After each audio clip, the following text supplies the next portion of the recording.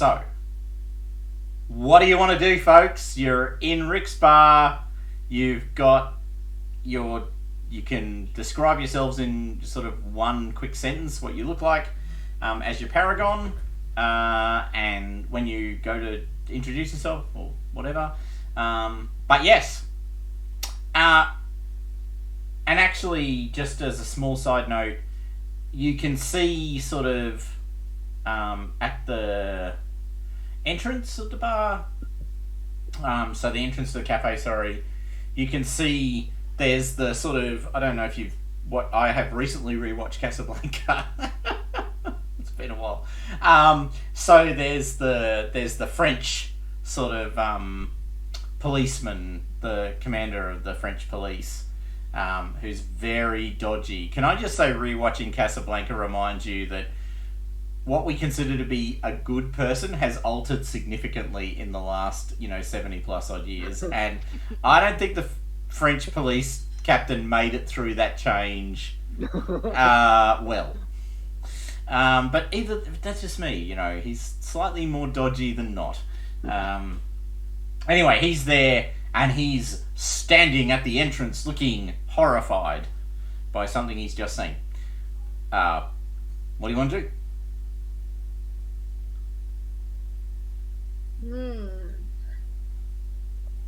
So we were playing the game like on computers. Correct. But now we find ourselves like really, really near. Mm-hmm. But in avatar form. Yes. What do you look like, Aggie? In one quick what encapsulate your appearance in one pithy sentence? 1940s woman in trousers is what I'm going for at the moment. Okay. Like the big wide leg trousers. Yeah. Which I'm very surprised to find I've got a sword kind of down the side of my pants. Like, what the heck? That's why you've got those big puffy legs, right? So that you can conceal the sword. All right. Yes, that's what you were last experiencing, but you are now here. Yeah.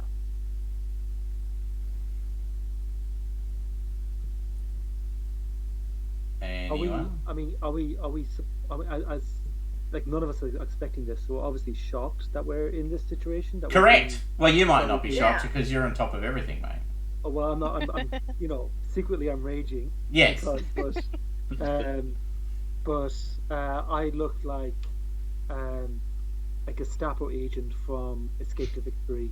So, nice. Long leather jacket down to the knees. Nice. That sort of thick white hat. Yeah. Type. Yeah. Yeah. Wow. Okay, so you went with the Nazi look. Well, the dictator sort of pushes me in that direction. No, you realise you're actually channeling what's his name, Doogie Howser, MD from what was it? Starship Troopers. Starship Troopers. Yeah, exactly. Right there. What a great movie. Yes. That's it, right there. That's the hark back exactly we're getting. what I look like. Yeah. Yes. Nice.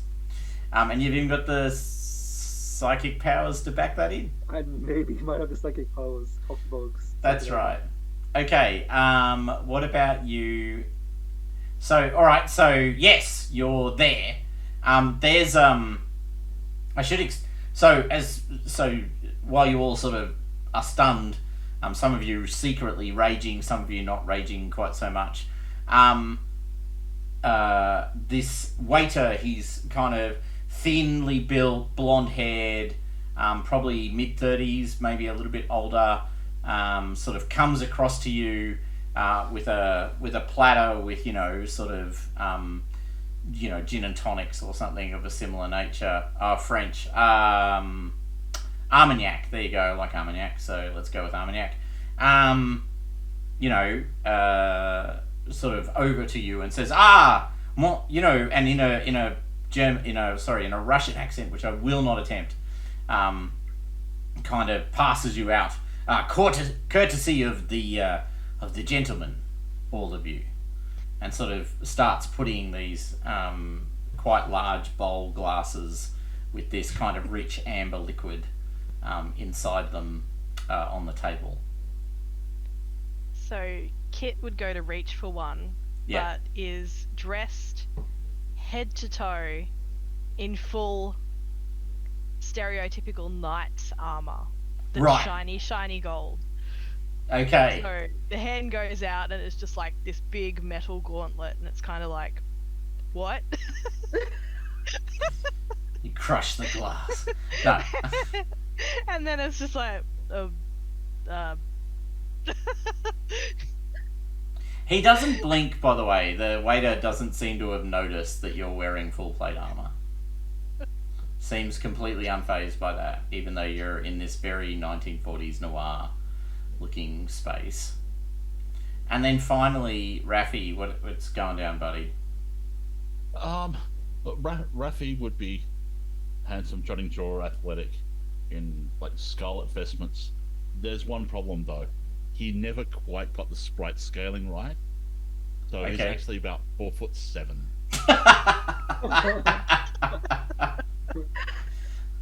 So you're significantly shorter than everyone else. Yes.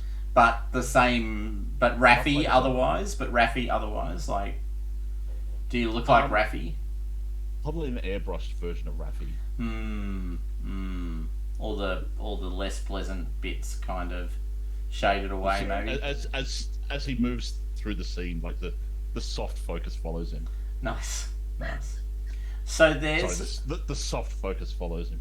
yeah, down.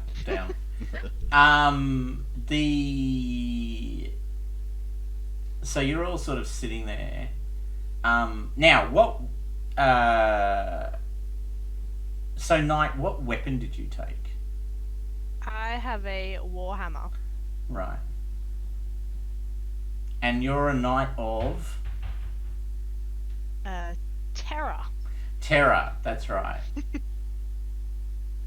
Okay, so you're sitting there. You've got this giant warhammer beside you. By the way, and then you hear this kind of voice, and the rest of you can hear a sort of rumbling sound. So you hear like low thunder, like thunder that's really distant. It's kind of that sound, right? But Kit, you can hear the words in the thunder. I think that we should run.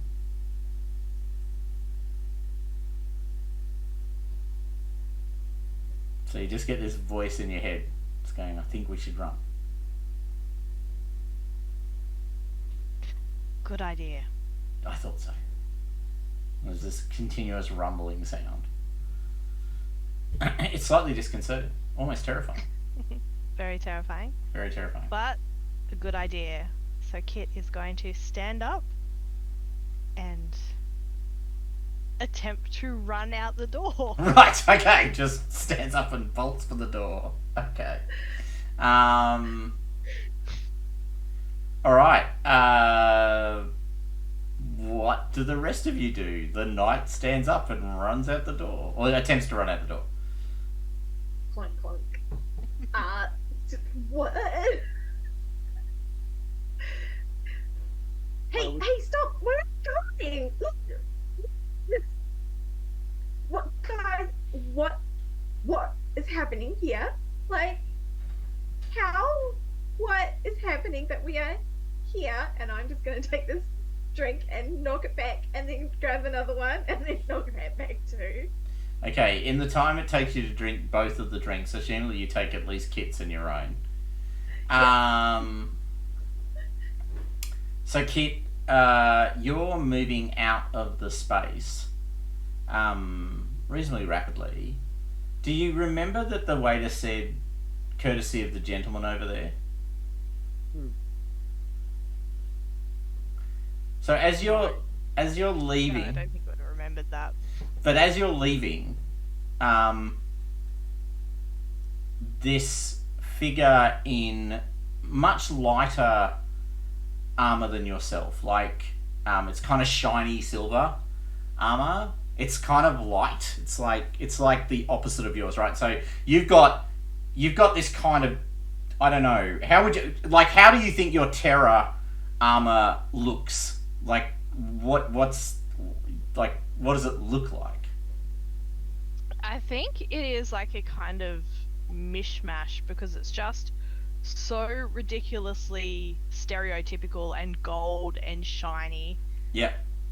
that it's just seems completely at odds with this kind of radiating pulse of apprehension that it kind of sends out. Okay. So you are like. So you've got. So, but is it like. It's mishmash, but is it like super heavy or is it. Oh, it's very heavy. It's like every single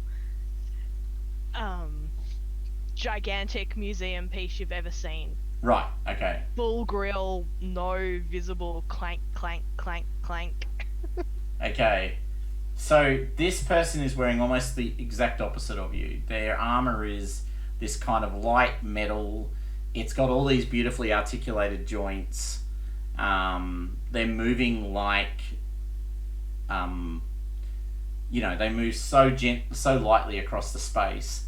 They're wearing a big hooded cloak thing, and you can see underneath the cloak though, half of their face is sort of covered in silver and gold, and there's this big red kind of eye, or big red sort of glass thing over the bit of lit up thing, and they sort of go, hold.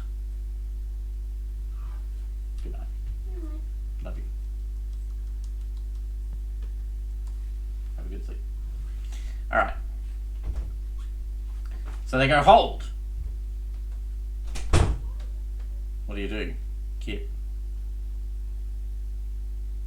Where are we? Well, you're in Rick's bar.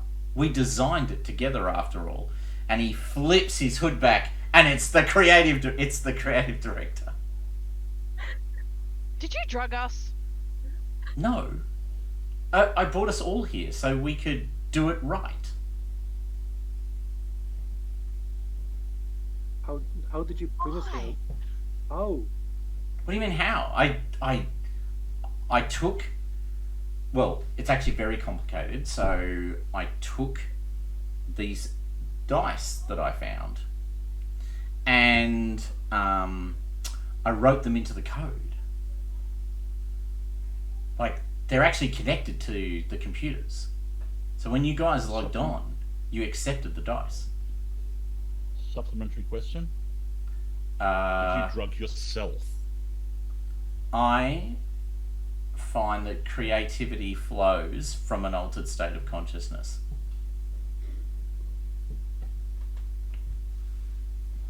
An answer or not an answer? Look, I don't know why, but we should. Like, this is like our game. This is like our game real. Like, this isn't like we're making it up here. This is the real game. He, points down. Now, the thing you notice about him is he's got this. So he's getting quite expressive, and when he does so, the cloak sort of moves away. He's all this silver and gold armor, but he's also much more like tech than you are. So Kit, you're wearing sort of medieval style bulky plate, right? He's got this kind of light silver sort of, and his hand is almost, it may even be a cybernetic hand, right? Like, it's got all these little articulated joints on it, and he can do that with it, but it's got like silver coverage. And instead of a sword, he's got what looks like a large pistol of some description, sort of strapped to his side, a la a sort of Han Solo-esque kind of, blaster. So there's a bit of pastiche going on here. I'll lift my hand and make a kind of pointed finger and just tap him on the forehead. You real? Yeah, I'm real. Now, the good news is, to stay here is all we have to do. Is we just have to, stay powered. Stay powered. Yeah. I'll show you what I mean. Just just wait there. Just wait right there, and I'll show you exactly what I mean, so you can understand. Like, it took me a little while to work it out, but it's actually very simple. How do we leave? Well, look, I'll just show you how we stay powered, and then that'll help, right? So he walks over to one of the female waitresses who's just sort of wandering around, carrying a plate of these glasses. Pulls out, like, sort of reaches down, unholsters the weapon, and just shoots her. Right in front of you. So this woman collapses to the ground, and then fades, sort of lies on the ground bleeding. And he goes, "Oh, she's the wrong type. Sorry about that." Are you insane? Well, they're just make-believe. I mean, they're not real people. Maybe I'm insane. So you just kill them until you find the right one, and then you can take their gold. It's very simple. I've always thought this about you, but I was never quite sure. So tell us more about this gold. Yeah, look, I'm glad you asked, Josh. So it's very simple. Some of the beings here, when they die, they leave behind gold. And then you can use that gold to make your abilities work, right? So my gun, it needs gold. And so, Ability? yeah, well, yeah, of course. I just... Well, you've got abilities too, of course. I do? Sure. Okay, got abilities. We're shooting computer game people for gold to run our abilities. Well, I mean, that's how it works for me. I mean, it should be how it works for you. It's easy. Josh is holding his whiskey glass, his Amarak glass. Yeah. And he turns around towards the French policeman, Yeah. and he smashes it into his face to see what the effect will be. Will this work? You just smash this guy in the face with the glass, so In the face with the glass. you actually glass him in the Yeah. Okay, so so first of all, can you make a what skill roll? What stat roll would it be? You're the dictator. I think it's a strength. It's a strength roll.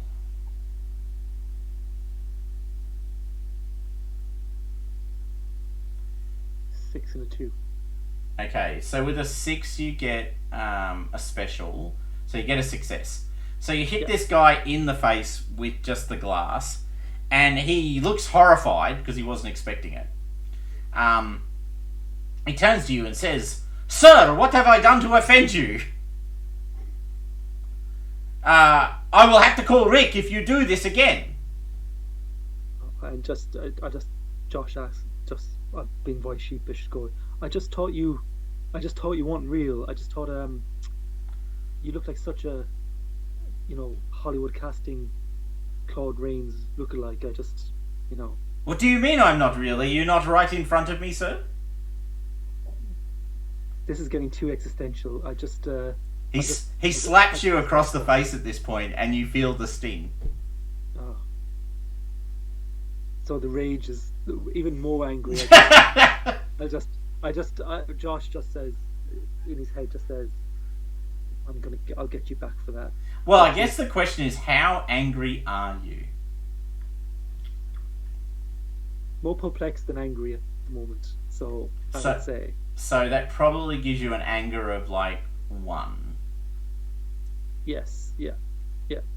Like, because of course you can wield My magical death touch. your magical death touch. I feel maybe I'm quite angry. So maybe it's time to wield and show Mr. Rick's friend how he shouldn't treat people like myself. Okay, so the number on the D4 is an number set. Each success you roll, I should modify that. Yes, that's right. Okay, I remember how it works now. Okay, so roll your charisma, which is 4. That's right. Oh my god. You're some sort of psycho. Yep. Roll your charisma, and then also roll the D4 after, either with or afterwards. D4. Where's the D4? You can just it's down below. Yeah. So I have a 3 on my D4, and then I have a 1, 2, 2, and a 6. Okay, so you can shred this guy if you want. You have definitely succeeded, and you've succeeded with special, and you've rolled 3 successes on the D4. I would say, being an angry small little man, I would say, "Sacre bleu," and shred him. So you do the demonic voice, right? Because that's your that's how I do it. that's And your so- tell. Yeah. So I would say, in my demonic voice, I would say, after being slapped in the face, I would say, "Sacre bleu," in my demonic voice. God, so cunning. All right. So how does your rage affect this person as a killing weapon? I think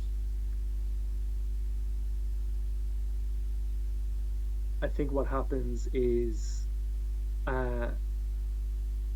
my rage gets transferred into him, and he starts smashing the place up.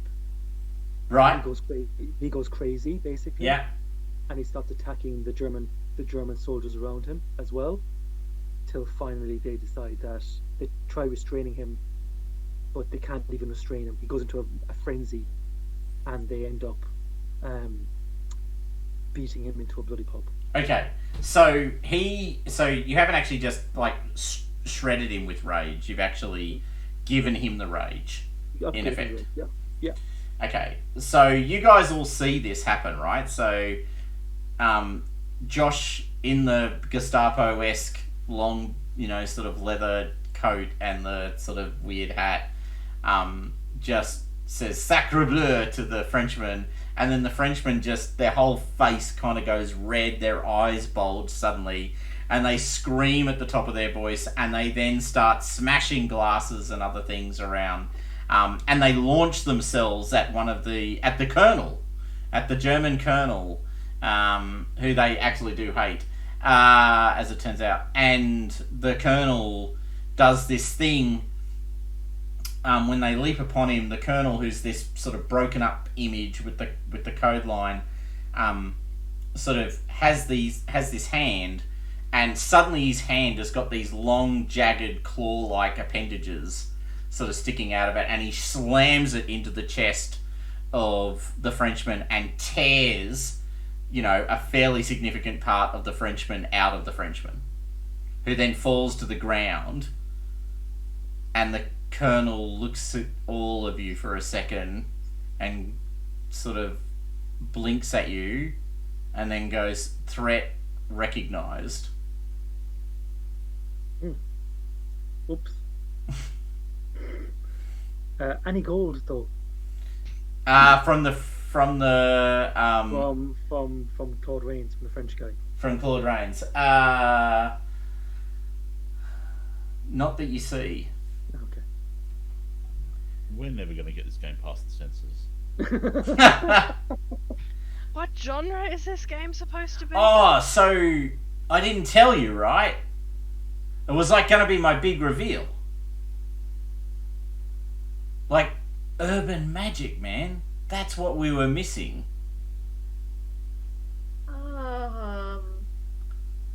Like, you wanted a fantasy game, so I gave you a fantasy game, but I also gave us a noir game. And no one's done this before, right? Urban, noir, fantasy.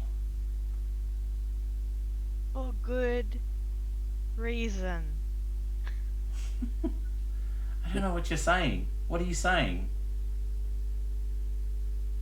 Like, it's brilliant. I mean, it's everything you wanted in the game. Like, now you've got magic and noir. Do we have a plot? Well, I figured the game would kind of work that out by itself. Do you know how the storyboarding and the writing thing we're supposed to be doing? Oh, we're storyboarding right now. We're storyboarding right now. Yeah. Oh, We've got hey. gold. And Yeah. then we just smashed up the French lieutenant. And then what the Jews did to him. Yeah, he looks pissed, I eh? need some more drink. So, look, I reckon he looks past all of you. I don't think they're happy. Look, I tell you what, I'll meet you on the other side. And then he literally pulls out this little, like, stopwatch thing and clicks the top of it and disappears. Okay. What was he looking at behind us? Yeah, I'm going to stand I'm up and gonna- turn around. Yeah, turn around to see what he was So looking at. there's about a half a dozen of these Nazi types moving towards you, and insofar as you can ascertain, they do look pissed. With their half faces full of code. Yeah. And one of them is repeating. It's none of them are the Colonel though. The Colonel seems to have disappeared from the scene. These are like kind of standard Gestapo-y soldiers. Look very similar to Josh, actually, in a lot of ways. You know, very similar kind of gear. They've all got kind of longish hands, though. Like, they don't have claws per se, but they have very long-fingered hands. Kind of creepy. So, you know, sort of double-length That's digits. creepy. And they're moving towards you at speed. Hefting the hammer up and just standing there going, So how would you if I gave you a scale between 1 sort of being barely worried, a little bit concerned, through to sort of 3, which is pretty much as much fear as most people will experience on any daily event, through to 4, which is kind of like jumping out of an aeroplane, where would you say your fear level is currently? it's like tipping just past 3 because there's still that level of absolute disbelief behind it. Yeah. Okay, so This is not happening, but this is happening. This isn't. so you can feel the hammer humming, and you can that low thunder sound you heard earlier. It's there with teeth, right? Like you can feel there's something behind it. Like the hammer is angry, or terrified, or both. Like, it's that kind of get it away from me fear. Where you lash out to get it away from you, right? Mm-hmm. Alright, so they're charging at you. You feel this in the hammer. Rafi, what are you doing? I guess I'm confused as well. I've set down my glass with both hands, Yeah, not having actually had a chance to sip out of it. yeah, And I'm walking around, grabbing for this other hammer that's appeared there yeah. somewhere, and backing away. Okay. Starting to What god have you chosen to have as your first ranking? Nakota, god of the sea. Okay.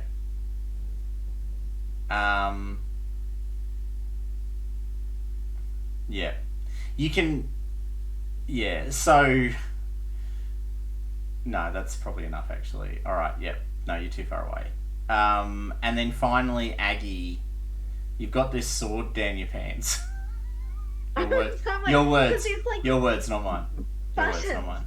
these She's just happy to see us all. That's right. She is actually happy to see yeah, you. like none of you know what I'm doing, but I'm like, because you know those wide-legged 40s pants with the Yeah. buttons going down each side. I'm like frantically like trying to undo buttons. I'm like, what is? I can feel this thing down my leg. I'm like trying to pull this sword out.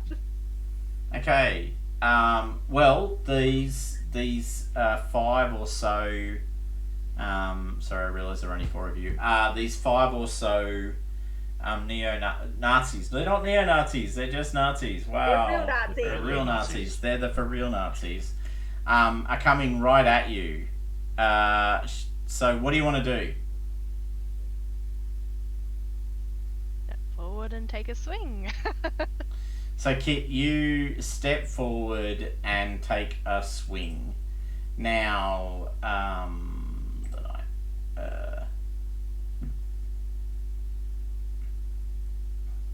okay. Okay. So when you do that, how does your demeanor change? Because you have a very specific demeanor when you step into combat. Yeah, I get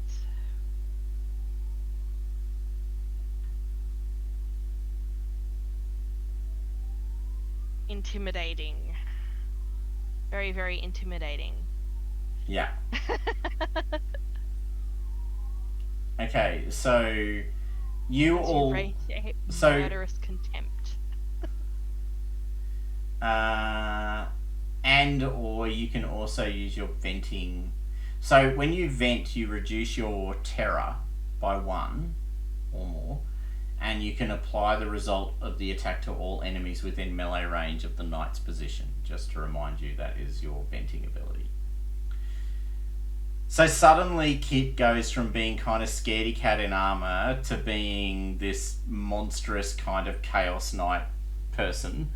The hammer held up high crackles with a black and darkened energy. And you can feel it feeding off all of you because you're all at least a little scared, a little worried. So the hammer is, you can feel it drawing in your fear. And then, do you want to roll your strength for me, please? As you smash this hammer into your enemies. Did that show up? Yep, it's in the. I got a 3, a 4, and a 3. So Okay, so you got 1 success from the roll because you got the 4. So 1 to 3 is being failures, 4 being successes. So you can apply that success to all of your opponents by venting. yeah, let's do that. Let's try and take a big swing at all of them and take all of them out, or at least damage them. Okay, so what does that look like? So the hammer is just crackling and that Yeah. energy, and then it kind of connects with the head of the first one, Yeah. and then it seems to almost move on its own and Okay. not be being touched by Kit, and it just goes around. Okay. So you guys all see this happen. Basically all of them take this wound. They are now. One of them strikes at you, Kit, with their sort of long, sharp fingers. And gets a 6 and a 4. Okay, so they grab you by the head. So his long fingers are kind of reaching through the sort of like they're long and thin and squishy, and they're reaching through your grill, right? Like your visor grill, and you see them sort of touching your eyes and your face. You can actually feel them on your face. Now you just take, you do take 2 points, but you can take that off your guard, because you have guard, which is your sort of exhaustible supply of defense before you start taking health. However, because I rolled the special, which is the 6, I have a question for you. Can you name one minor memory that you have of your younger brother?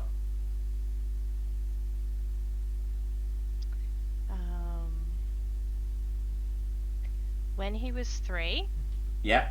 he tried to ride my bicycle that is much too large for him at that stage, Yeah. and he went over the front handlebars and knocked out his 2 front teeth. Okay. You don't have that memory anymore. And you can see the code line shift, because you're not unfamiliar with code. You can see the code line that was falling before shift, and and to your eyes at least, you can see the pattern of a bicycle sort of appear in the code line.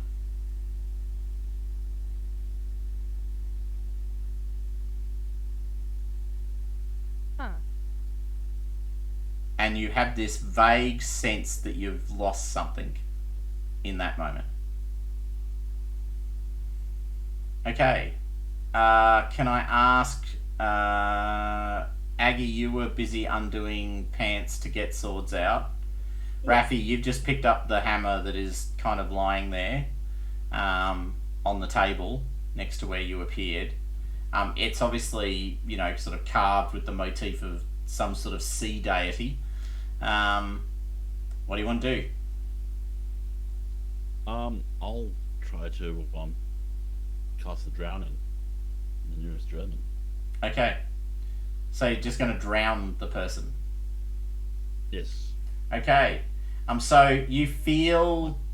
So to do that, you feel like there's something in the back of your head waiting for you to ask for it to help.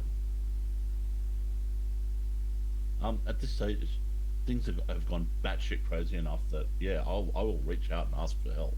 Okay, so then you hear this whispered sort of drowning voice, this burbling, bubbling voice in the back of your head.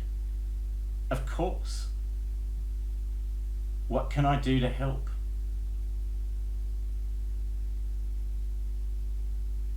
Kill them. All of them? Okay. Them, not us, them. Drown them? Yeah, that's good. Sounds painless. It's the sweetest death of all. Okay, can you make a wisdom roll? And I don't know, do you get to add your D8, your D12. D12 to this? I think you do. I think I do. Yep, I think you do as well. So you've got a pretty straight up, I roll a D12. So roll a D12.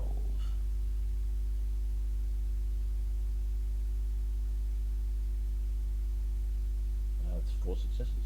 Oh, wow. Okay. So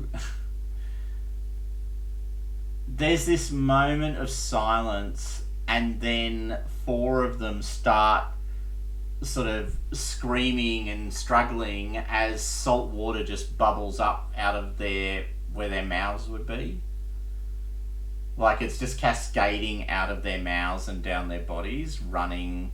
So they're like being covered by this liquid that's coming out of their mouths and just flowing down. It's not like a giant spurt. It's not like a sort of fountaining effect. It's like just bubbling out of their mouths in this kind of endless stream. And and you can also see bits of seaweed and other things in the water, as they sort of collapse to the ground, drowning. Oh shit! I think I found Nemo.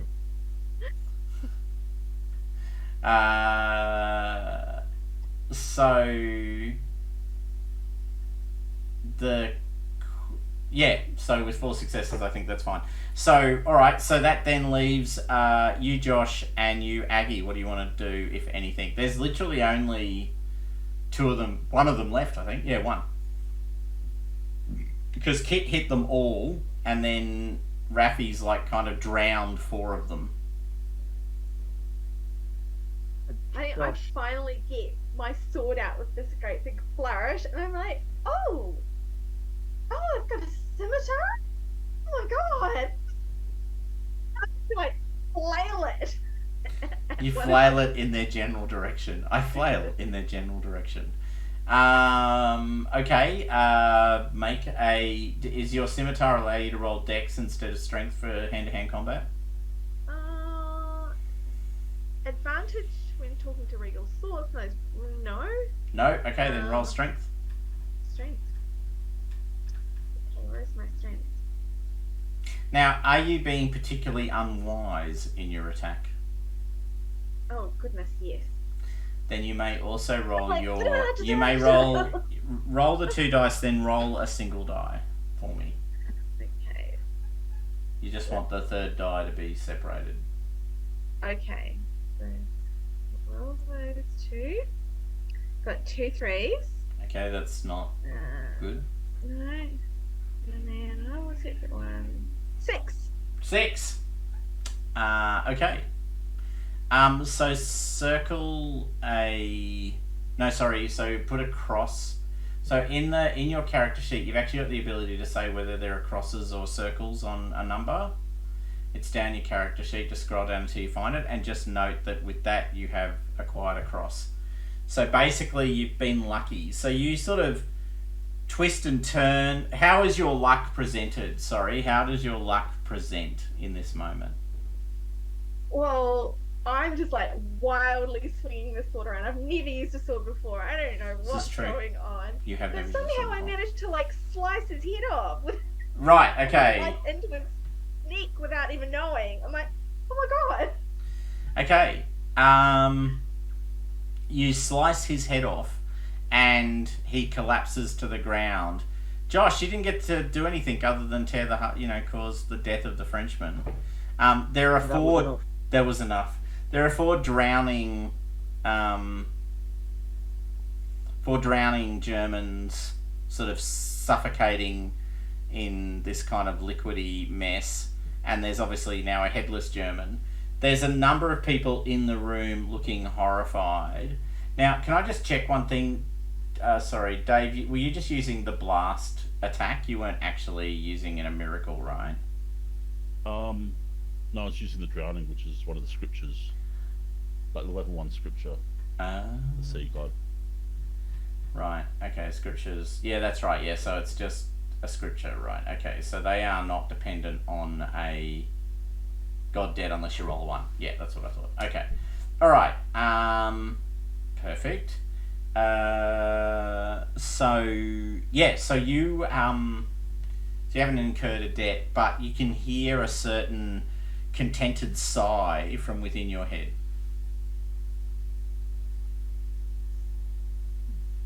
Okay. So this has all gone down. You're standing over these dead bodies. You're standing in the bar. As the bodies kind of fall to the ground, and they actually fade. They kind of fade in code, and sort of lying where the bodies are, there are these 5 little golden nuggets.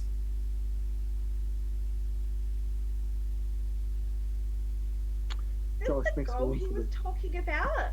Like, Yeah. should we take 1 each? Maybe I could just check the quality of them first, and maybe I can hold on to them for everybody. Well, I want 1. It's like, You didn't do anything. Well, I mean, Well, they're I did Nazis. check with Frenchy fella to see that if he produced any gold, but you know that was the original litmus test. But yeah, sure, fine. Let's share. Everybody have one. Um, God, if it's all the same, then what is it? they're Nazis. It's not like the gold belongs to them. No, the Surely game Nazis. The Nazis made a code. This is so confusing. While you're all having this Leave. discussion, well, that's the question: are you leaving? But as you sort of step up, having had this discussion about the gold, there's a moment of silence in the bar. Like everyone was watching you kill the Germans. Once you've killed the Germans, though, and you're debating the retrieval of this gold or what you do with it. Silence falls across the bar. For the first time, Sam is not playing. And you see, sort of walking towards you quite calmly, with that sort of vaguely sort of twisted smirk that is almost his characteristic, Humphrey Bogart, or at least Rick. He's walking towards you.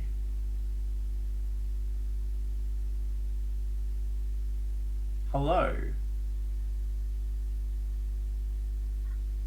Oh my god. Right?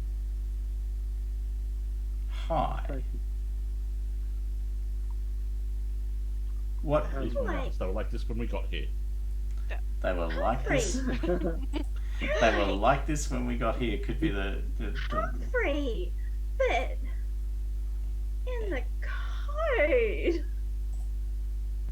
you're still starstruck. Oh god. Hello. So, you're new, I gather. Yeah. New here. Absolutely. Right. Very recent. Okay. After this, After this, what? they were like that when we got here. Oh, They were like this when we got here very recently. were they? They were fine before, but okay, sure. What are you doing here? Don't know. That's clue. what we'd like to know. Well, surely you should know. Well, of all the virtual gin joints in all the world, we have to walk into yours. Ah. Well, but I mean, you understand that, you know, we're here in Casablanca. Like, you can't just go around killing Germans. They're everywhere. Oh. We're here for the Nazi gold, Rick. He looks at you for a moment and goes, "What Nazi gold?" Did you see the gold that the Nazis dropped over there? Oh. Wow. Okay, he looks down, looks at it. There is gold there, you're right. I can't believe it. So, did you not notice that the Colonel was here? Colonel? No. Yes, the Colonel, the German commander. So over in the corner. Well, he killed Frenchie. Oh, right. That Colonel. That Colonel. He's No. not going to be happy that you've killed his men. Oh. Oh well. Really? Not really sorry, actually. The Nazis, we don't like them. Well, no one likes the Nazis, but then we're in Casablanca. It's Vichy. I mean, if you don't want to be here, you should go over the water to somewhere else. How do we get over the water? Well, I don't know. I mean, you just travel, I guess. Okay, cool. Well, good to know. We should leave because the Colonel's angry. Mm-hmm. We have to find Oh, your Harold. friend. We have to find Harold. Right. Mm-hmm. Yeah. Mm-hmm. Mm-hmm. So, You know him? no. Okay. No. Get the hell out of here. But I assume not a nice guy. Not at all. What? It's not too bad. I mean, Of up course, until now he's been quite helpful, but this is not That's helpful. slightly a case of plagiarism, but we're okay He's- with that. He's gone a little strange. And you're right about the plagiarism. well, what do you want? I mean, do you just want to get out of here? Is that what you want? Yeah. I think we that should would probably be- leave. Right. Well, Claude could have helped you, but, well, he's dead now, so he can't. He helps smuggle people all the time. Josh, why get him? Well, we're gonna have to find someone else, aren't we? Maybe Harold will know who to talk to. Oh, So, I don't even know what we're doing here. I'd be careful of your friend Harold. I don't think he's on the same page as the rest of you. Oh, well, that we can be pretty sure. Is there any other way to leave Casablanca? Well, now that Claude's dead, you mean? Yeah. Well, I mean, there's a desert, but I wouldn't go that way. I assume you can catch a tramp steamer somewhere if that's what you'd prefer. And there's always planes. But that probably requires a bit of organising. Unless one of you can fly. Steamer sounds good, doesn't it? It's fun. Boat trip. Might be a murder mystery on it. The boat. Isn't it supposed to be doing like a murder mystery noir thing with the urban fantasy? How is that supposed to work? I'm not sure. Oh my lord. I don't know. I don't know what you're talking about. No, it's fine. You don't need to know. It's just I'm just talking to myself. But are don't you worry. like professional detectives or something? We could be. Sort of. We could be. Maybe. Yeah. We could be totally detectives. Can I make Rick emote? But I don't want him to use rage. Is there something else? Is there another emotion I can use from the? It's the only emotion you can use. It's the only emotion I can use. Well, you can just try and persuade him, but you can't use your voice. Currently, you only have access to one emotion. Okay. As you advance in your abilities, you can open up new emotions. Okay. Yeah. Right. Okay. So, he's... Well, the only reason I ask is someone killed the waitress. Oh, yeah, that Oh. was Harold. Well, if you're detectives, surely you're gonna solve that. We Harold know did it was Harold. He shot her. Well, then you should Like bring right him in to front of justice, us. shouldn't We you? saw it. Brilliant idea. Where did Harold go? Well, you're the detectives. You should surely work that out. Yep. He said he would see us on the other side, so maybe that's the other side of the door. We should check there.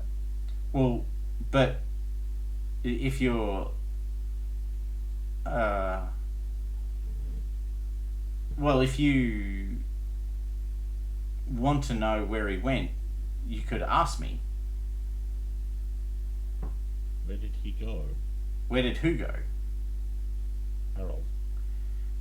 He was seen fleeing here. Yeah. I think he was going west.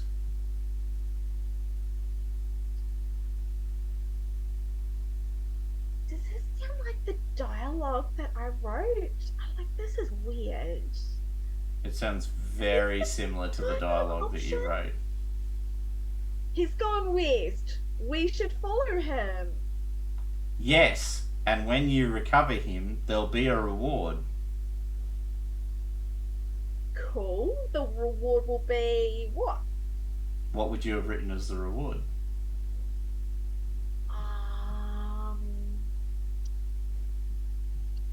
What would be the reward? Cache of Nazi gold. That's what it'll be. Okay. The reward will be a cache of Nazi gold. How do you have a cache of Nazi gold?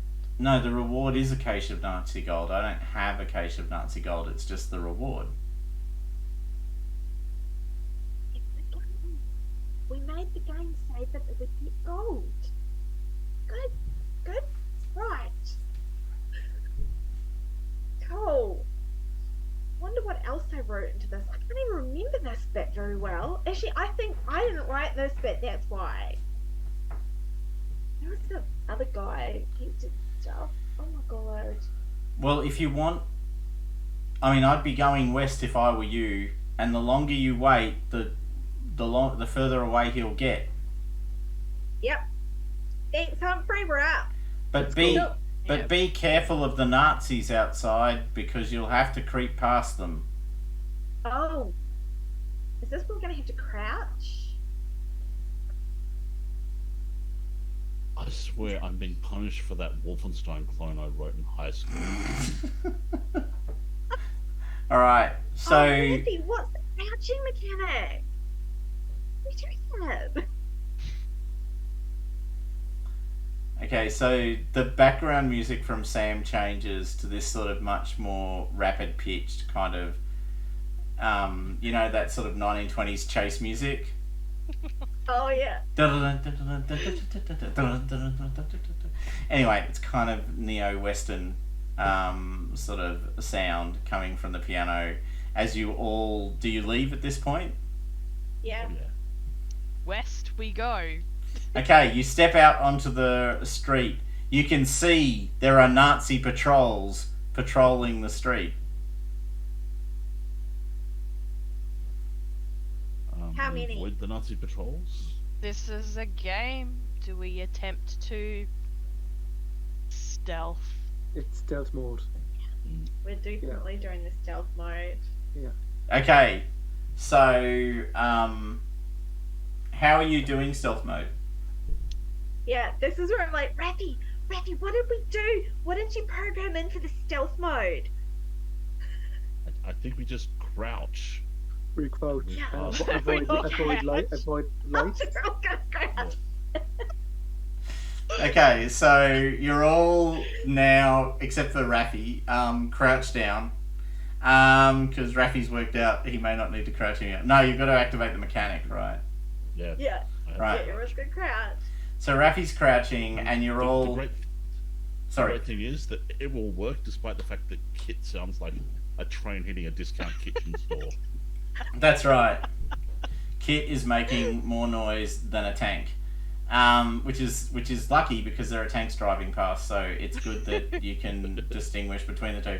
So you guys are now. So you did say you wanted slapstick comedy in the game. It was explicitly called out earlier on in the original thing that you wanted a mix of dark horror and slapstick comedy. So we are going to go in this module from the monster juts its hand into someone's chest and rips out their beating heart to you are now in crouch mode, creeping along the side of the thing. Alright, just so we're all aware of where we are in the world. Okay, so you're all crouched and you're sneaking along, and just to explain, so you're also avoiding the pools of light that move around? Yes. Yeah. Yeah. Obviously. Okay, can I get a dexterity roll from all of you, please? Absolutely. And can everyone tell me? Can anyone who only gets 1 to 3s tell me, please? Oh, that's cute. I've not seen that before. Oh, that's very Ooh, I nice. got 2 4s. Got 2 trees. Ah. 5 and a 1. But that's a 5. Okay. And a 5 and a 4. So. And 2 3s. Okay, so.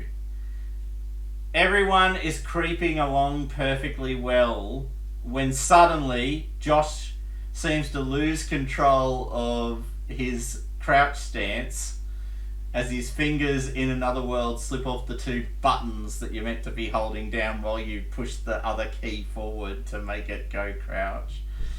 An effort in manual dexterity that seems to have defeated Josh. Or maybe Josh's controller is just glitchy. Who knows? Josh, you spring up. And you're like... Everyone else is like down like rabbits.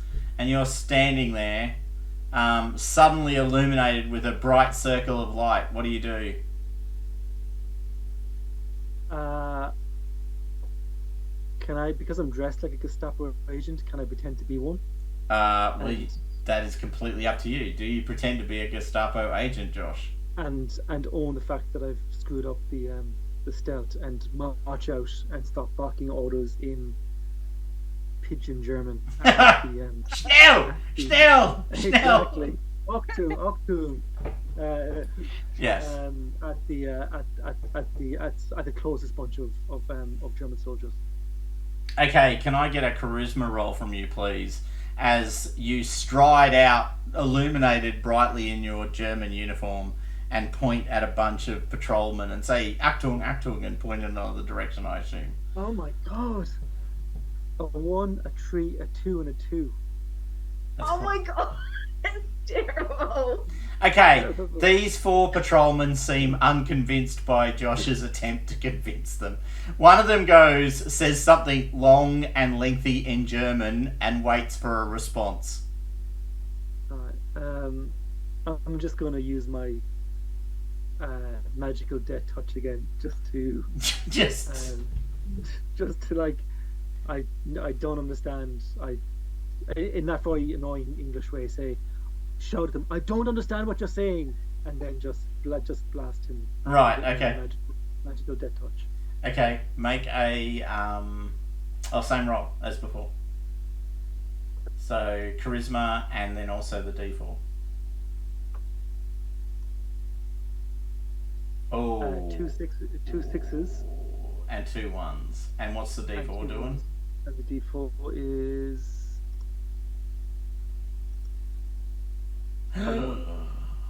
Oh, that's nasty. Okay. So you can fill this guy with rage. You do the voice. Are you just trying to strike him down? I want him to be. No, what I want to do is a bit more subtle than that. I want him to be angry at the situation, and to basically march off and huff and take his compatriots with him. He's like in a huff, if that makes sense. A frustrated angle. Does that make sense? Yep. Yeah. All right. So. Annoying. So he's marching off annoyed, if I understand your fundamental point. Exactly. Yeah. Just annoyed. Right. So so the thing that we should probably be really clear here: when you use the death touch, it's literally they die. They have to die. Okay. Death touch is you literally kill them by touching them. Like you touch them and they die from apoplexy. Maybe is the right way to imagine it, right? So maybe with this, it's less the death touch. It's more. Yeah, you're using the emotional control. Emoting towards them. Yeah. Yeah. Okay, so you yell at this guy something. You know, Schnell, and he's like, oh, and he's like, bloody officer, and sort of storms off, sort of thing. Now the thing is, his rage is actually kind of actually it's up to you. You can get it up to feeling as intensely as most people will ever feel it, except an extremist active compulsion. So yes, you have your emotion control. There'll be wisdom dice pool. The level of motion difficulty. Right. Okay. I see what I've got to do. Okay. Let me roll his willpower, which is indeed 4 dice. That's one. Oops. Sorry. Clear. And we'll just go 1, 2, 3, 4. And go. Ooh. Okay. Ooh.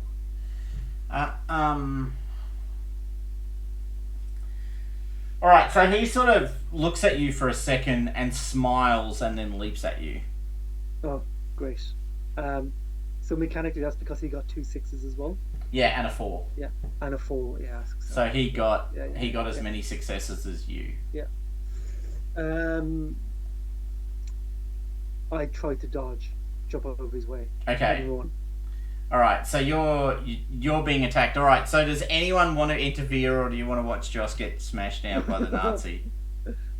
Oh, trick question. Do you so maybe want was the wrong word. Do you allow the Nazi to strike him down, which is more active and less but dependent on how you feel about Joss as a person? I suppose I'll wade into it with my hammer. Okay, so as this guy attacks you, he's going to make his strength roll. You lost guard last time. No, sorry, it was Kit that lost guard. Mm-hmm. So I'll just go. Oh, I thought I did clear. Let me try that again. And roll. Do you want to make a dex roll for me, Josh? Yes. To basically resist as you dodge out of the way. 2 1s. You Oh my are having God. that's a critical failure right there. Alright, so he grabs you, lose both points of guard, even though he didn't actually take both points of guard, he is now. And oh, beg my pardon. Sorry. Because it's a critical failure.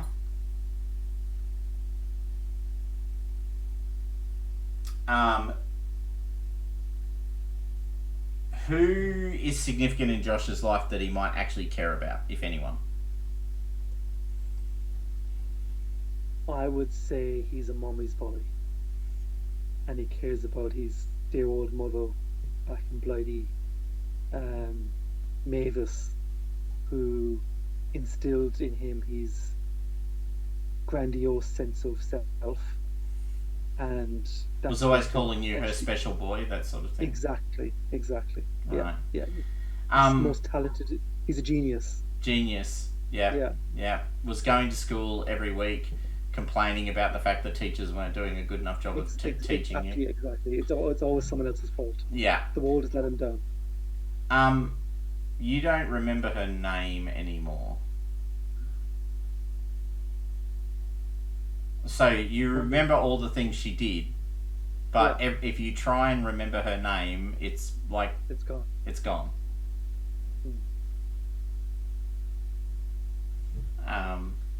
Yeah.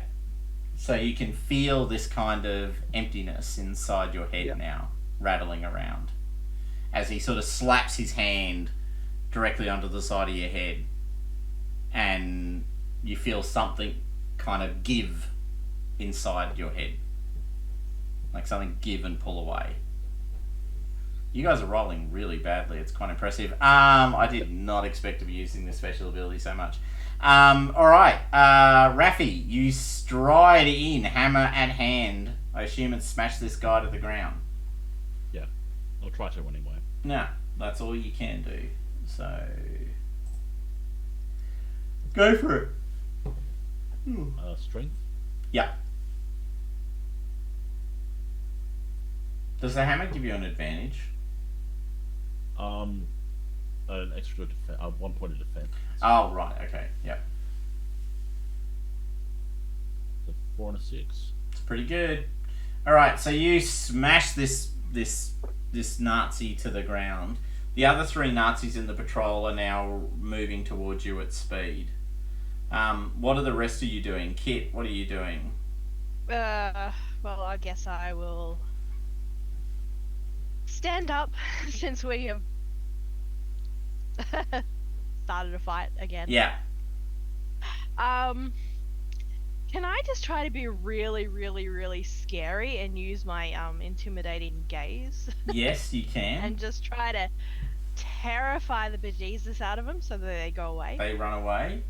Just go. So you're basically Run. trying to instill terror Yeah. into them. Cool. You can definitely do that. One thing for you to be aware of, you have this ability called creative violence, which is kind of your core ability. Like, it's often just used to strike down things, but the creative is the important word.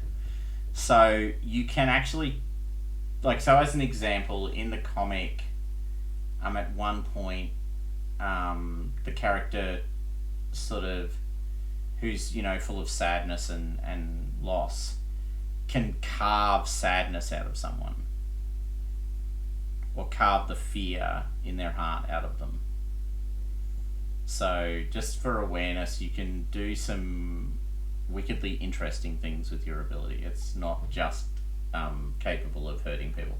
Mind you, at this point you might just want to hurt people, but I am just flagging that at some point. Okay, so can I get a charisma roll? And you can roll it with advantage, which means you get a bonus die. So you get 3 die or 4 die, whatever your base is, plus 1 dice. Because I don't really want to hurt them. I mean, we've killed enough of them. I just kind of want to make them go away. Yeah. 5, 5, and a 2. That's cool. 5, 5, and a 2. Alright, so they all stop for a moment and look at you, and you're like this murder, horrible, terrifying. You're basically externalizing all of your fear. Mm-hmm. Which might be how it works, actually. Maybe you take all your internal fear and externalize it for a second. This is how I see the world. And they sort of turn away from you, realizing that they are significantly outnumbered. One important thing about these Nazis, these kind of patrol Nazis, they seem significantly lesser than the ones you met in the bar. Like, not a significant threat. Okay, so they do turn and run. So there's one dead Nazi on the ground, a minor Nazi, and there's these 3 Nazis who've turned and run. You're all standing out in the middle of the street. You're surrounded by sort of this kind of endless maze of little shops and corner houses and other things. You're heading west. So what do you want to do at this point? Do you want to go back to stealth mode? Do you want to try and run? Do you want to do the roof hopping thing? Do you want to steal the German's little patrol car that's kind of parked there? What is it that you want to do? I was just thinking, how like Assassin's Creed has he made this game? Is there the very convenient hay bale to hide the dead body in?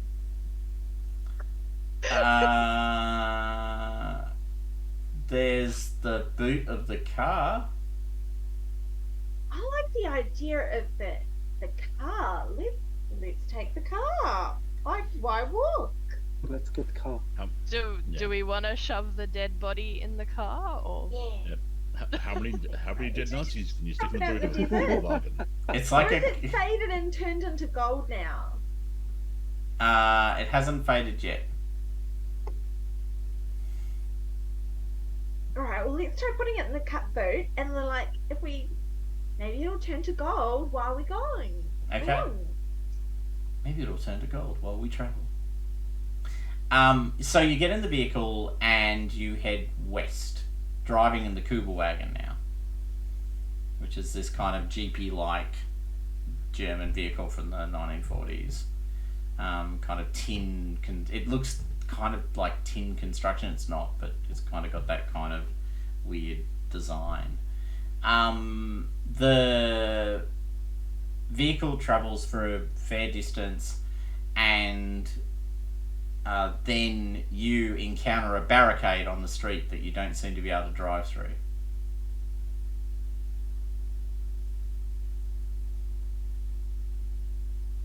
We have reached the edge of the game map. Yeah. Can we drive? Can we keep on driving around and get a sense of where the edges of the game map are, so we can get to an exit? You can drive around the edges, and depending on which way you go, you either end up at... Well, I guess the question is, so in one direction you can hear the sea, in the other direction you can hear the sound of sand. Which direction do you go? In your sort of exploring the edges of the map question. And which way was west? The sea? The sea is towards the west, yes. Yeah, head towards the sea. Right, okay. Okay, so you drive towards the sea in the Cooper wagon. You arrive at this sort of port. There's quite a number of people. Like, suddenly there's lots of people. Like, so you've been driving through the streets, literally no one on the streets at all. It's been empty of humans. You transition almost into this scene, and you're at the sort of at this busy sort of port. There's large, sort of cranes with big, sort of pallets of goods being moved around, swinging around. You can see that the pallets are at oddly different heights. So, they're spinning around near each other. They're Is there a sort of large ape throwing barrels around the place anywhere? Not quite. But there are these pallets moving around, and they're oddly at different heights. There's some shipping containers, which is very odd because there are no shipping containers pre-World War II, during World War II, of the nature that we now consider the standard shipping container. So there's shipping containers sort of, against one wall. For the one of you who had done all of the research on what, 1940s ports actually look like, there's this cringe moment whenever you look at the shipping containers. It's like, why are there shipping containers? I said there should be no shipping containers. There's this big ship, sort of there. It's got a runway down to it, so it's got that little, so it's got a little side stairs going down the side of the thing to the thing, to the port, and it's got these little portcullises, but it's kind of more, despite the fact it looks like it takes passengers, it is definitely laid out as a cargo ship. And there's no sign of... And there's all these people moving around. Like, there's people, sort of carrying, ports. Wow, I sound like a South Australian. Carrying their sort of luggage up and around. There's sailors moving around. There's, there's a lot of noise coming out of what sounds like effectively a tavern. You can see, and there's a number of suspicious, mostly men, although it's hard to tell because it's dark, sort of standing in corners smoking, and talking to each other in muttered voices.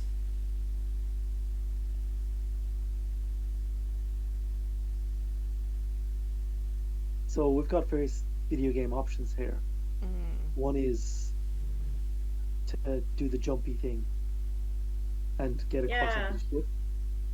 There's also like the parkour section, isn't it? Yeah. Well, the other option is to talk to the NPCs. The other option are the Assassin's I- Creed. I think Sheldon put the idea of Assassin's Creed is to create like a distraction with the crowd or something, and sort of like the problem with the NPCs is that clearly we haven't done the subtitling yet. We learned that from the encounter with the Nazis. Yeah. they're not going to be very good But- NPCs, unfortunately. Yeah. Unless their dialogue's been written in English, then we're in trouble. Does anyone remember the dialogue branching? No, see, this is the problem. Like, this is all the earlier stuff. I wasn't even employed when this was written. Like, I've got no idea. Okay. This is nothing like what I wrote. Don't have any recollection of this scene. So, Kit, what is your brother's name again? John. John.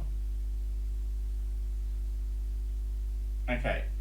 So you're kind of looking around.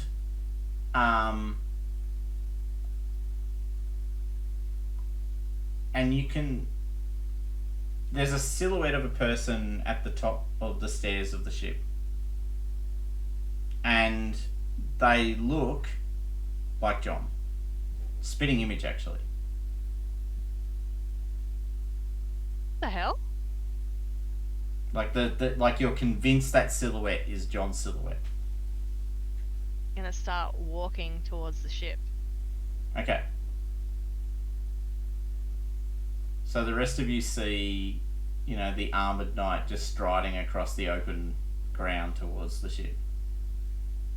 Right.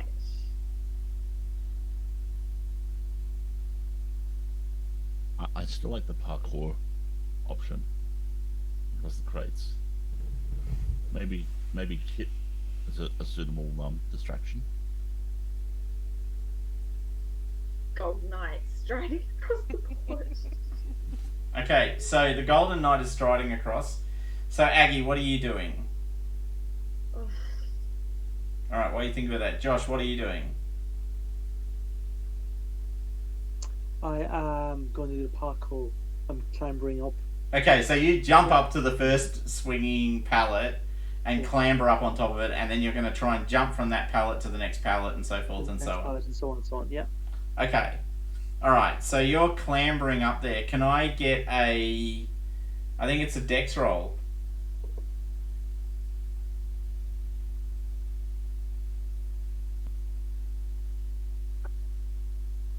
Come on. A 6 and a 1. Oh, Oh. alright. So, you're sort of clambering up. You're not doing it particularly gracefully, though, right? So you're not doing the parkour thing. You don't think this is how it's meant to look in the game. Let me put it that way. Because I'm hitting things in the midriff and going, oh. yeah, exactly. And then you're desperately holding onto the ropes of the next pallet and sort of dragging yourself up onto the next pallet. I may also be screaming Yeah, a as I lot. do it. A lot. Yeah. Okay, so you guys can see that Josh is sort of clambering up these swinging pallets. He's like waiting at the edge of a pallet until it's close enough to the other pallet, and then he leaps across, and the two pallets kind of do the whole swing together, swing apart thing. So they're sort of on their way up. Rafi, what are you doing? I think seeing how badly Josh is managing the pallets, Yeah. I might go in search of the controls for one of the cranes that the pallets are. Okay. And try to help.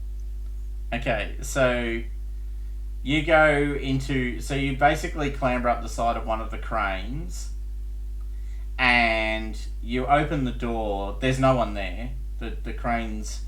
But what's weird is the cranes have like... so you're in the crane, or you're getting in the crane, and basically it looks like someone has strung bits of this fine sort of metal chain from one crane to the next one, and there's this metal weight running up and down the chain, and it's like as it swings down, it pulls one lever down on one crane, and when it swings the other way, it pulls the other lever down on the other chain. What's weird to you is the cranes seem to reset when they're not pulled down, so they go up unless they're being held down. Yep. But yeah, so someone has rigged these cranes. I'll try to pull the chain off the controls, at least on this one. Okay, so as soon as you do that, the whole sort of swinging movement of the pallets just, well, at least this, actually, no, yeah. When you pull it off, the chain stops having the kind of effect that it was having because it was sort of suspended between these things, right? So you've ripped off one end of the chain drops, the weight runs down, it's no longer suspended, it's no longer pulling on things. And all of the pallet movement stops. So they're not swinging towards each other apart from each other anymore. I mean, there's a little bit of movement, but it's basically, it works itself out very quickly. And yeah, you're in the crane, and Josh, you're about halfway up the parkour sort of piece, hanging on for dear life, when suddenly the thing that was bringing you closer to the other pallet is no longer happening. So you're sort of suspended in space with, you know, a good solid 4 meters between you and the next pallet, and 4 meters plus between you and the pallet that you got off moments ago to get to this one. Kit, you have probably by this point reached the stairs and are now clambering up the stairs, right? Okay. So as you're clambering up the stairs, there's this sort of groaning sound from the stairs that you're on.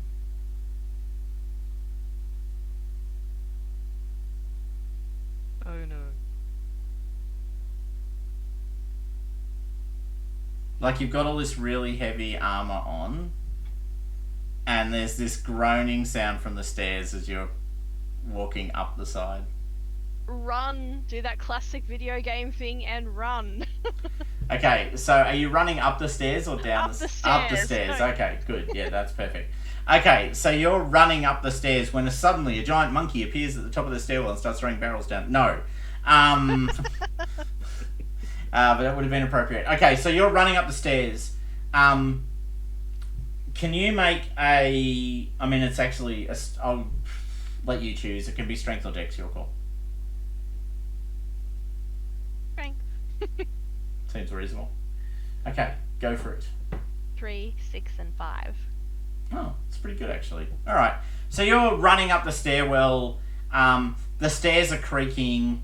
You can feel the stairs are giving away right when you get to the top, right? So you get to the top and the stairs sort of crumble behind you. Aggie, what are you doing when the stairs crumble behind the knight and you can see that Josh is sort of hanging on for dear life and Raffi is sort of controlling the crane now? Oh, Hey Raffi, do you I think was you gonna got go do you think you got after the right Josh, crane? And then I was like, oh, well, I don't know what the heck's going on now because everything stopped swinging. So I'm like, maybe I'll go follow Kit, and now I can see the stairs disappear. So I'm like, Well, but like, there's still little truncheons sticking out from the side of the ship. I mean, someone who is really lucky might be able to sort of jump from, sort of pylons to pylon up the side of the ship. Equally, of course, you could just, wait for the pallet to come down because it's probably coming down at this point. yeah. Oh, I'm gonna look up and see like what can I do to help Josh? And Not a oh lot. my Well, goodness, you what could. is going on? You could jump up behind Josh, but you'd have to cross these giant 4-meter chasms. It's 1 in 1,000 chance. There's no way you'd do it. Oh. Alright, I'm gonna try going up the bit sticking out. Okay, all right. Make a dexterity roll plus your luck die. What number did you put the cross on, by the way? 6. Okay.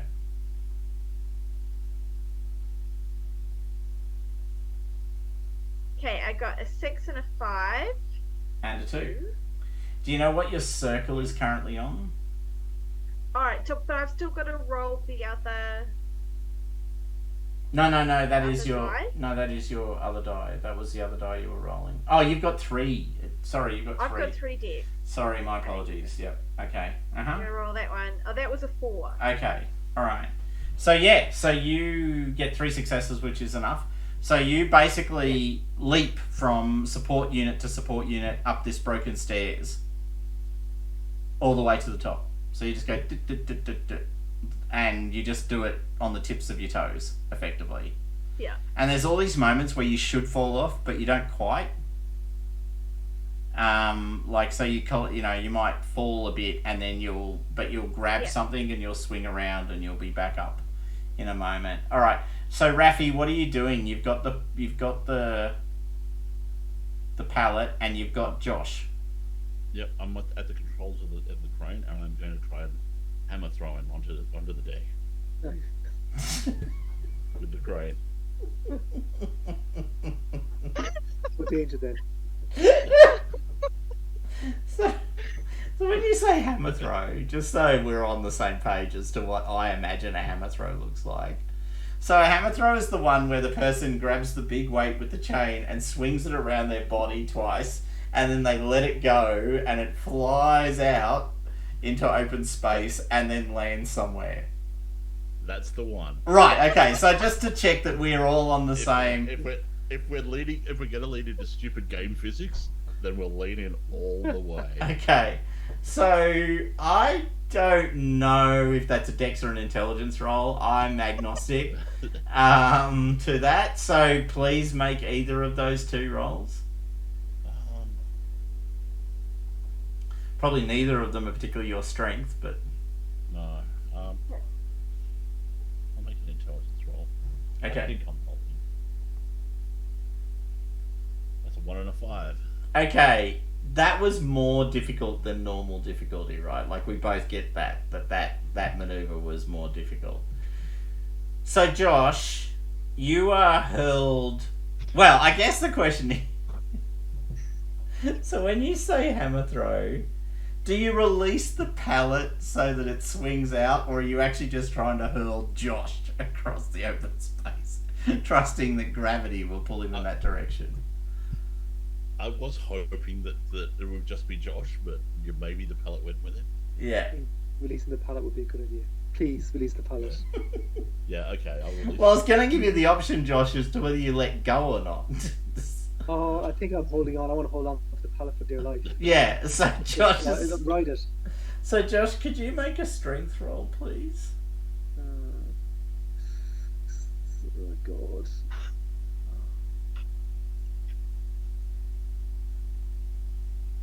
A 4 and a 2. Okay, so So close. so close. So Josh and or Rafi, so you get the crane to spin around on its axis, right? Like, because that's how you would get the hammer throw effect. Is you'd literally get the crane itself, like the control unit, to spin. So you're feeling a bit nauseous to start with. And then, right at what you think is the right moment, this is an important, note the word think in that statement, you pull the lever free to release the pallet and Josh and the crane sort of, giant metal rope. Now, the thing of it is that you're not a trained hammer thrower, nor, I should note, explicitly are you a trained crane hammer thrower, which is a reasonably rare skill, with only Danger Mouse being the likely person to have the skill, because if we all remember, if only we had someone who had a flying license for a hotel, we'd have a chance. And then, of course, Danger Mouse says, well, as it so happens, I've landed one before. So without Danger Mouse at the wheel, we have a problem. So the pallet goes flying into open space and slams into the side of the ship, Which, in all seriousness, is still not a bad shot. I mean, sure, you didn't get the height, but generally the vector, if you will, was broadly correct. So, Josh, you feel the pallet, which you are currently hanging onto for dear life, slam into the side of something. Like, Josh is like holding onto the rope as this thing goes, and he's like, ah! If you were the Fear Knight right now, you'd be fucking kicking ass. That's my bet right now. But Josh is probably just really freaking angry right now, which is legit, Josh. And then you slam into the side of the ship. Luckily, not with your body between the pallet and the ship. Like, always good. Yeah. And then the pallet sort of swings back down and smashes into the dock. You take a point of damage, which you can take off guard if you've got any guard left, else you take a point of health, which is less good. Does my guard reset at the start of combat? So it's back up to 2. Look, for the sake of this discussion, let's say yes. Normally it resets when you rest, but Okay. But That's fine. I'll take help. all right. So you are smashed to the ground. Yep. And so right at this moment, we've got Josh on the ground with the broken pallet, with a wire, with the rest of the crane wire going up the side of the ship. Aggie has now caught up with Kit, both of you standing on top of the ship. You thought you saw the silhouette of your brother, but actually you realise what you're now looking at is a stone statue that looks exactly like your younger brother.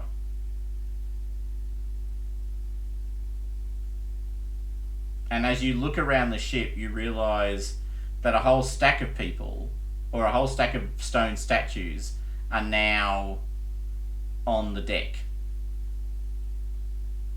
And a number of them are holding up what look like they're sort of trying to show something to someone. Like they've got a sort of, they're shoving papers at someone, or shoving papers in someone's direction. So all these statues are sort of holding what look like papers or something, and they're sort of pointing them in the general direction of something. And that's where we'll stop, because it's 10:30 and a number of people have been yawning, and I myself am not too far off the yawning stage. All I want to say is Josh is lying in a crippled mess on the, On the ground.